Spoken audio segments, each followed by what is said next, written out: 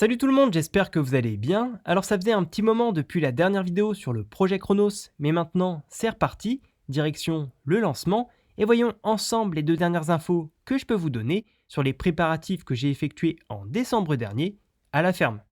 Donc quelques éléments pêle-mêle et parce que c'est toujours intéressant de connaître les coulisses d'un lancement, j'ai tout d'abord été creuser le trou pour la rampe, puis j'ai disposé un ancien tube dans ce dernier, avant de venir y fixer un parpaing, afin que la rampe puisse appuyer sur celui-ci, par sécurité.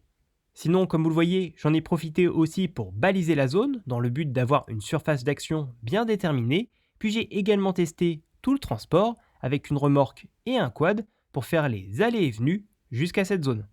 D'ailleurs, rien de particulier à signaler, mais je voulais quand même tester la mise en place de la rampe avant le jour J, donc zéro problème pour positionner celle-ci, ainsi que pour la mettre en conf sur le terrain, et pareil, aucun souci pour la remballer juste après, ainsi que pour la transporter jusqu'à la ferme, un peu plus haut. Par ailleurs, 2-3 infos en plus que je peux vous communiquer, c'est que cette première fusée qu'on testera embarquera tout de même un altimètre qui sera situé dans un tube en PVC et permettra de connaître, je l'espère, l'apogée obtenue si l'altimètre n'explose pas en miettes lorsque la fusée frappera le sol pour ce premier test. Sinon, si vous voulez en savoir un peu plus sur celui-ci, voici quelques informations que j'ai pu regrouper. D'ailleurs, c'est vraiment le style d'altimètre que vous pourrez utiliser dans des projets risqués. Et sachez enfin que j'ai également peint l'ensemble des pièces, même si elles risquent d'être détruites lors de ce premier essai. On verra bien.